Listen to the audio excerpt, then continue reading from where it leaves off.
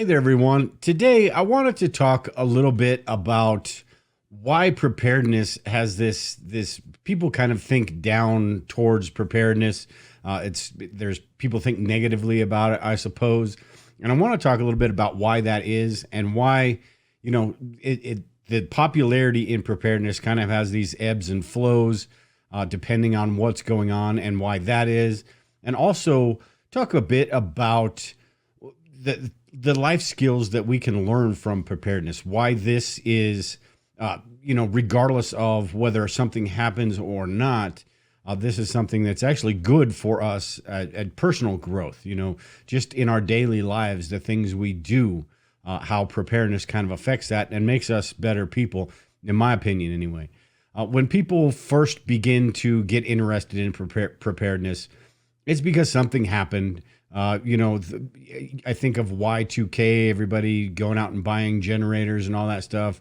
You've got the pandemic, which really boosted the preparedness popularity. But that wanes pretty quickly after everything kind of goes back to normal. You look at Y2K and everybody buying the generators.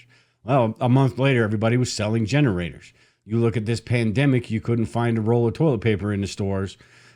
Granted, there was a lot of other stuff, but now everything's kind of back to normal. And kudos to anybody that has subscribed to this channel or the podcast or the Survival Preppers podcast I do with Brian Duff and sticking to it because a lot of people just kind of, they lose sight of that. To me, I think of it as I think of it sort of like maintaining your car, right? If the engine light comes on, probably too late at that point, or it's something that could have been prevented had you just paid a little bit more attention to the car before that engine light came on or that check oil light came on. So to me, that's what preparedness is. It's that preventative maintenance type stuff. And it's not always about the large scale, is North Korea going to launch an EMP at us? Is, Russia going to invade? Is China going to take over the world? It's not always about all of that stuff. That stuff is super important, but the more likely stuff, the stuff that's going to happen is stuff that affects us personally. And I think that's that maintenance we need to do. And I've said this a bunch of times. I say it all the time, actually. The more we prepare for those larger scale, larger time frame types events, the better prepared we are for anything that happens in our daily lives, whether that's a car accident, whether it's getting sick and missing a few days of work, whether it's a job loss in general. We have that food storage. Maybe we have some money saved up. We've got that stuff that will help ease that burden as we go through that stuff. So at any rate, for those of you that are, maybe less than a year or so, but you're sticking to it, kudos to you, because that's what it's all about. Preparedness is not you've got to get all this stuff done right now. And then, cross your fingers and hope something happens. I think that's another reason why people tend to fall off the wagon, so to speak, is because nothing happens, so they go back into their normal routine. Whereas in preparedness, you learn that, hey, something is likely to happen in the spur of the moment at any time, and there's no way to be exactly sure when that's going to happen. So we need to maintain our preparedness levels. And another thing with, if you are just getting into this, you've been doing this for a short period of time, it doesn't have to be all done at once. And it doesn't have to be, the typical prepper blueprint you hear where you have to have this, you have to have that, you have to have this. I personally believe you do need to try to get to that level, but it's really up to you what you do. If you want to prepare for a month, at least you're doing something is what I think. So but at any rate, what I want to get into a little bit about how preparedness makes us, it's the life skills that you learn from preparedness. It makes us better people in general, and it can help a lot with our daily lives, regardless if, something happens in our lifetime or not. There are going to be those little road bumps and stuff like that do happen in our life. And preparedness, and I've seen it in the time that I've been doing it, has helped me out in some of these different areas. So the first one I want to talk about here is just the general mindset, that preparedness mindset. I think back to when I first started prepping, or even before I was into preparedness, how I thought about different situations and and all of that.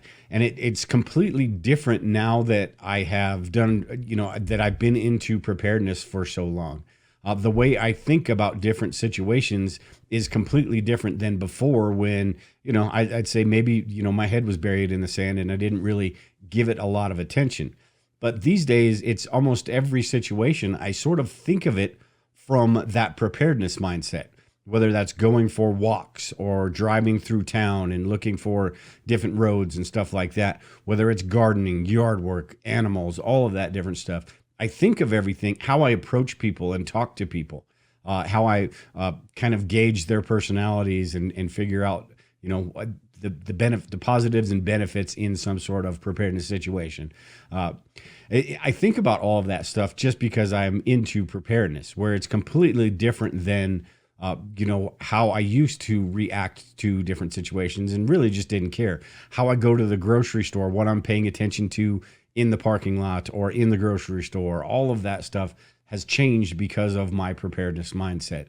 And I think that's a major factor, because none of that really matters when you're thinking about nuclear bombs and gas masks and stuff like that. All of that stuff is the stuff you do on a daily basis that could put yourself at risk. The things that are, how your yard looks, how your front yard looks, if your garage door open all the time, all that operational security stuff affects your daily life. So I think that's super important when it comes to preparedness. And that goes way beyond the food storage and all of that stuff.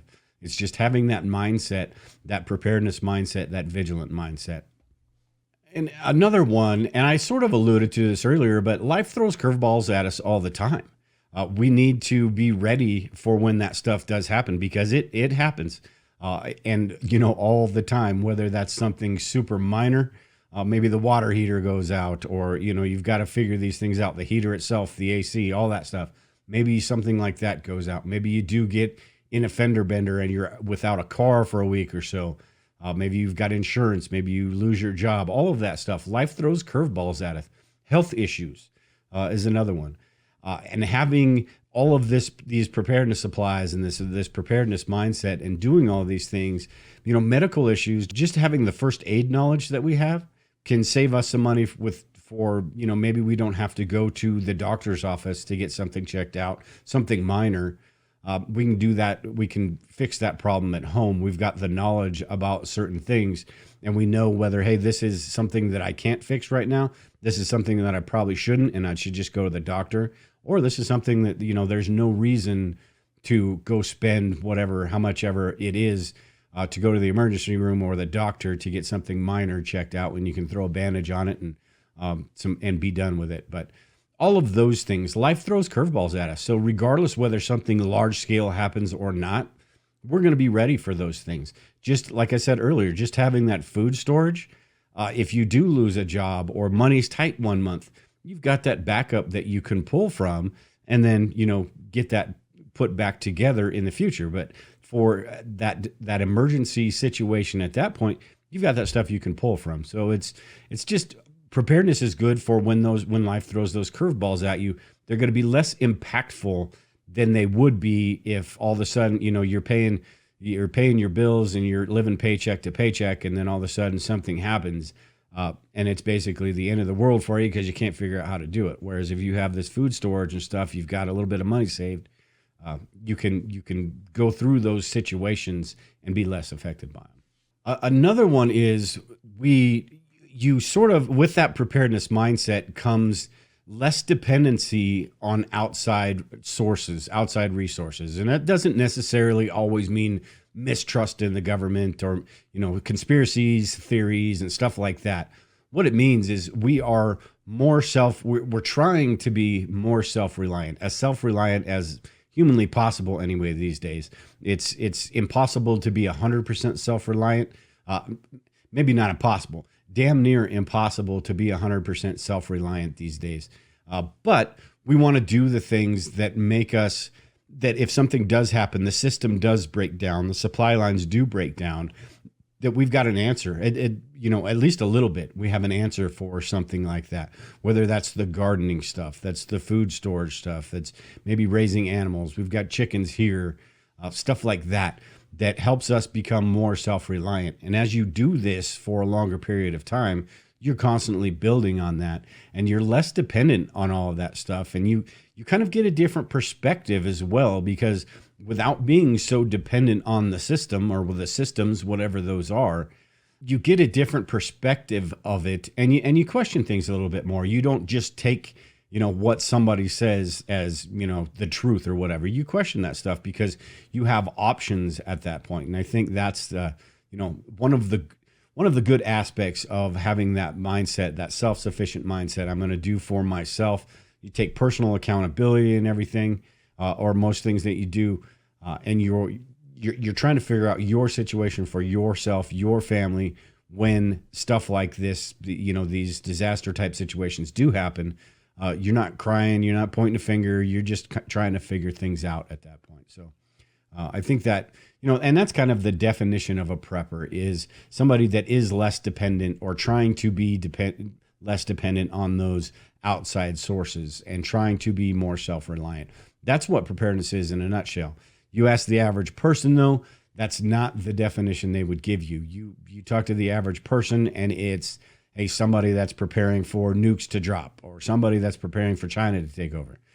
That's what they would tell you. And while that is a part of it, that is not the whole thing. And I think once you get into preparedness, you've been doing this for a while, you start to realize that there's a whole lot of stuff to worry about. And those things, while they are on the top of our minds, are not they are the major issues, but they're not the major issues, if that makes sense. There are a lot of things that can happen in our daily lives that we need to be ready for, and those are just a part of that puzzle. Another aspect is just your health in general, or it should be. We think about all of this different stuff, and we do the gardening, so we're less dependent on, McDonald's and stuff like that, maybe the budgeting, and we're not going out spending money and all of that stuff. We think about the GMOs and all of these different things that these people are doing that society has basically accepted as kind of the norm.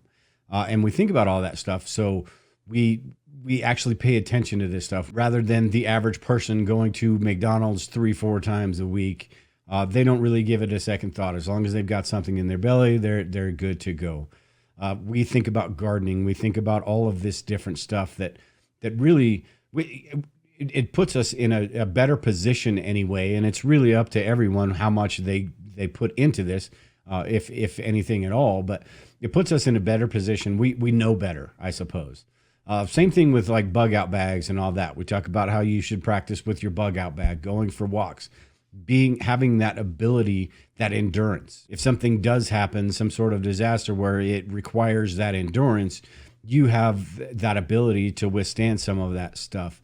Along with, just the health aspects of, we talk about all the time, of going into a disaster, you want to be as healthy as possible, because during that situation, regardless of what that is, that's not the time when you want all of these health issues to come up. Now, sometimes there's just nothing you can do about that. There are chronic illnesses and pre-existing stuff that you just have to incorporate into your preparedness plan, whether you're talking about diabetes or whatever it is. Sometimes there's just nothing you can do about it. But if there are things you can do about it, the time to take care of those issues is before something happens. So I think that preparedness, having that preparedness mindset and doing all of this stuff, at the very least, we think about this stuff. Now, whether we act on that stuff, that's a personal decision. And a lot of people do, a lot of people don't. Me personally, there are a lot of things that I could do a little better that I don't. But there are a lot of things that I do think about that I do because of preparedness.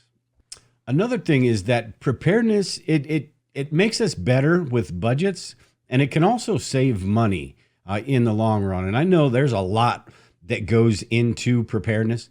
When you're talking about all the supplies, you're talking about the food storage, the water storage. I mean, there's just a whole lot, especially when you're first getting into this.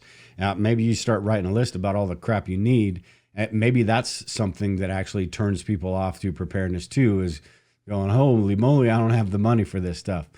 But in the long run, it actually will save you money. And if you are one of those people that are just getting into it and you're like, hey, man, I can't, this is just too much. It doesn't have to be done overnight.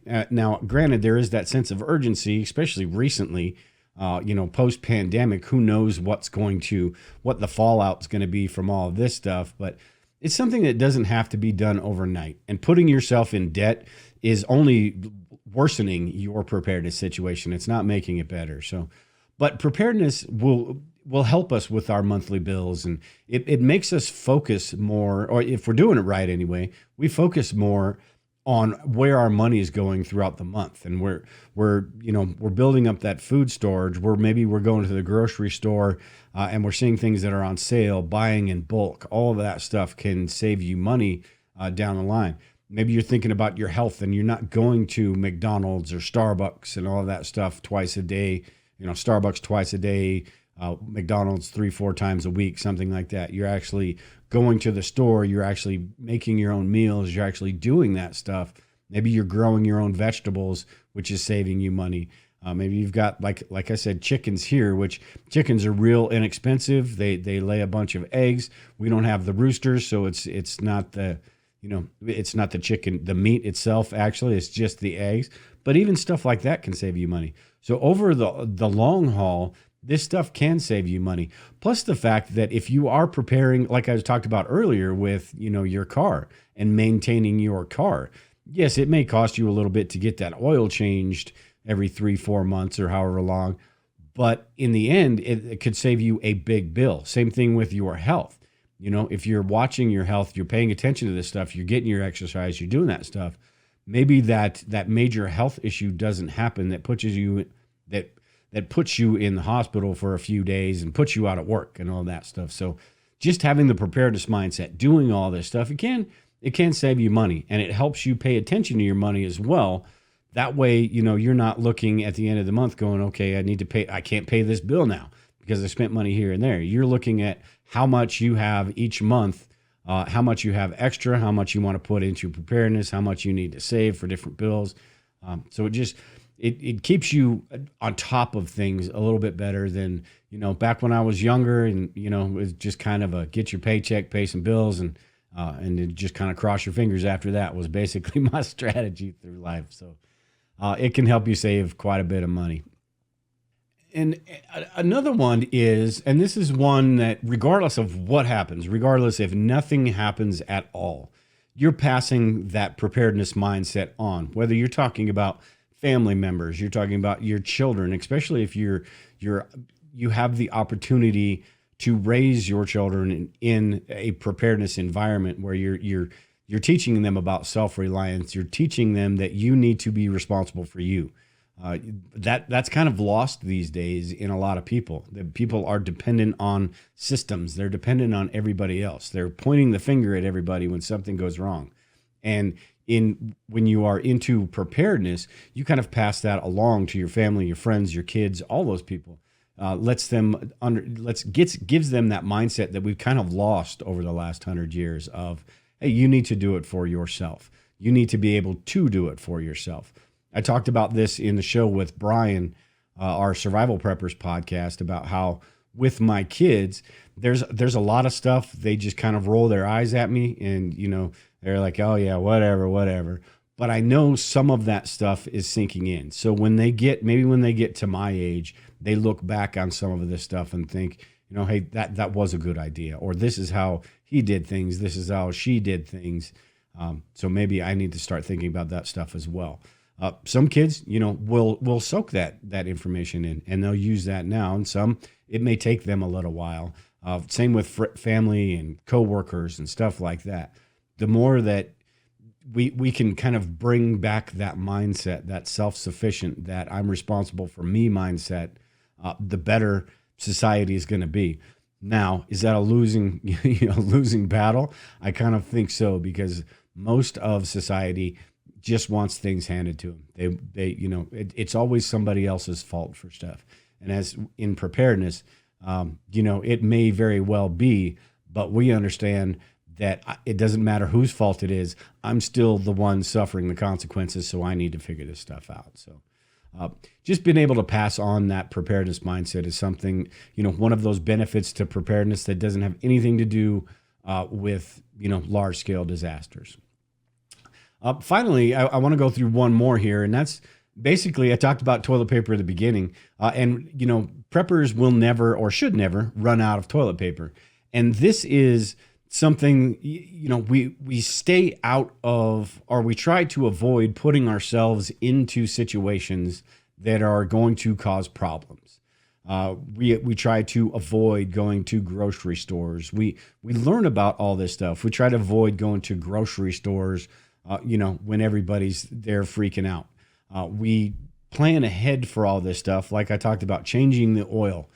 We plan ahead for all this stuff before that engine light comes on. That way, when it does, we can kind of relax a little bit. Prepping gives you that confidence of knowing that, hey, you can watch on the news and watch all these yahoos going out, freaking out, buying toilet paper. And then when you go to the store and you can't find a single roll of toilet paper, you're not in dire straits, right? You're like, during the pandemic, anytime I had an opportunity to buy toilet paper, I did. Not because I needed it, just because, hey, you know what? You can never have enough, right? So having that confidence, knowing that, hey, you know what? I don't have to, but I'm going to.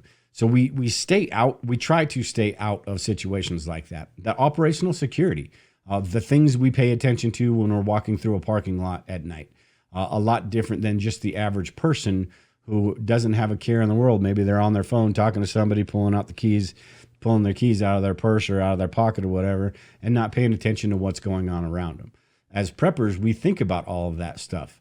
So we try to, as much as possible anyway, avoid those situations. And we learn about, if those situations are unavoidable, what action should we take during those situations. And by no means is that some sort of guarantee that we're going to get through this stuff, but it gives us a better shot than the average person. So those are just a few things that I've got that, prepping in general, it's not about, it is about the large scale disasters. I mean, I don't want to minimize that, but it's about a whole lot more than that. And it's about who you are as a person and how you get through life and all of that stuff. I mean, all of that stuff encompasses preparedness. You ask the average person and they don't even think about that aspect of it. It's just the nuclear bombs and the bunkers and the food storage and all of that stuff. The hoarding is what they call it. All of that stuff is what they think about. But, as you do this for a while, you start to understand that this is a lifestyle. It's something that will benefit you, that does make you a better person in the long run. And it's really up to you how far you take this, how deep you get into preparedness. If you only want to do, a few weeks or whatever, then, so be that. My hope is that if you only do this, if say you only want to store enough food for a month or whatever, the more you get into preparedness, the more you start to understand that, hey, maybe that's not quite enough and I need a little bit more.